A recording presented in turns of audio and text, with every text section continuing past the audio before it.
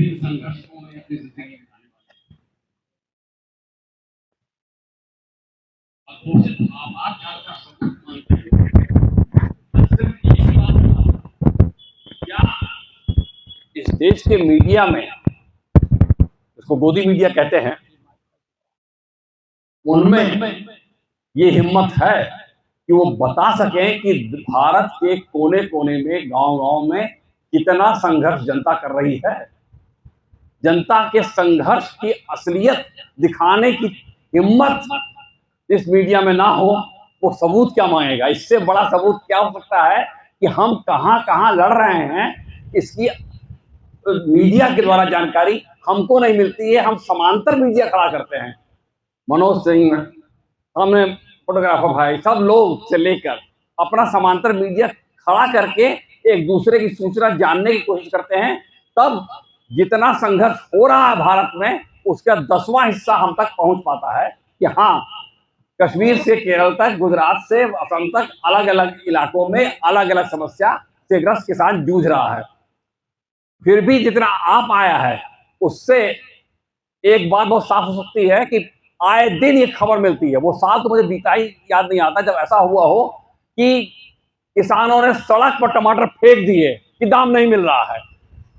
इस देश की सच्चाई पूरे पर्याप्त ढंग से कदम कदम पर मिलेगी कि अकाल बाढ़ से फसल पैदा ना हो तो भी किसान की मुसीबत, और अनाज ज्यादा पैदा हो गया हो तो भी किसान की मुसीबत। यानी चित्त भी मेरी पट भी मेरी के तहत हर हालत में मुसीबत किसान की है। ये जीती जाती सच्चाई है। और इसके जूझने में किस तरह से, किस इलाके के, महाराष्ट्र के किसान कैसे जूझ रहे हैं, उत्तर प्रदेश के किसानों का क्या हाल चाल है, पंजाब के किसानों का क्या हाल है, अलग अलग इलाकों में किस तरह से शोषण हो रहा है, खून चूसा जा रहा है, इसकी खबर का 10वां हिस्सा भी दिखाने की हिम्मत इस मीडिया में नहीं है। वो जानना किसे है? वो हमें जानना है साथियों। हम लड़ रहे हैं ऐसी ऐसी सभाएं कहां कहां और हो रही हैं, किस इलाके में कौन से किसान लड़ रहे हैं और इनके बीच में तालमेल कैसा हो सकता है। जब पानी सर के ऊपर से गुजर गया था, एकदम से तय हो गया था कि सारा किसान समूह वो चौंक गया जब ये हो गया कि अब कृषि कानूनों के जरिए खेती सीधे कॉर्पोरेट सेक्टर को दे दी जाएगी। तब दिल्ली को की तरफ मार्च करो, यह फैसला लिया गया। उस आंदोलन को दबाने के लिए, उसकी गलत खबर देने के लिए कोई कसर सरकारी मीडिया ने नहीं रखी थी, और सरकारी दमन तंत्र जो है हर तरह से काम कर रहा था। वो कीले गाड़ रहा था कि किसान पहुंच ना पाए। वो संघर्ष जिसमें 700 से ज्यादा किसान शहीद हुए अलग अलग इलाके से। पहले तो वो लोग कह रहे थे कि पंजाब और हरियाणा का आंदोलन है, लेकिन समर्थन में हर जगह आंदोलन चल रहे थे और गिरफ्तारियां चलती रही थी। साथी चतुरानंद गिरफ्तार हुए थे दिल्ली में, वो देवरिया में, दिल्ली में धरना दे रहे किसानों के समर्थन में। तो अगर आंदोलन सिर्फ पंजाब हरियाणा का था तो देवरिया में क्यों गिरफ्तारी हो रही है? फिर पता चलता है कि अलग अलग राज्य सरकारें दिल्ली ना जाने का जो है उपक्रम करने के लिए कह रहे हैं कि जो जाएगा वो दंडित किया जाएगा।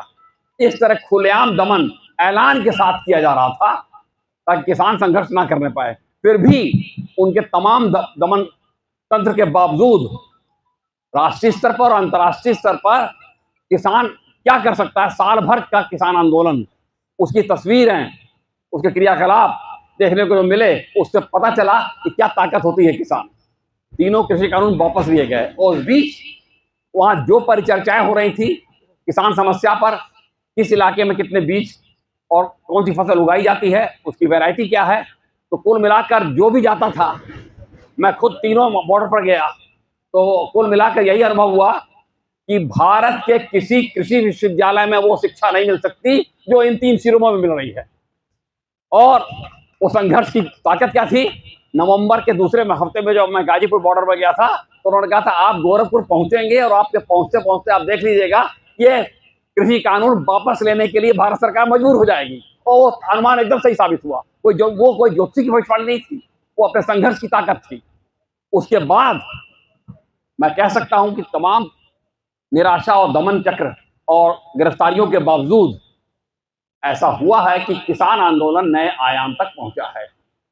700 किसानों की शहादत के बाद ही उजाड़ देगा। अब ये दुनिया बचाना है तो मेहनत करने वालों का शासन स्थापित करना है। ये समझदारी दिन पर दिन बढ़ रही है और संघर्ष भी बढ़ रहा है।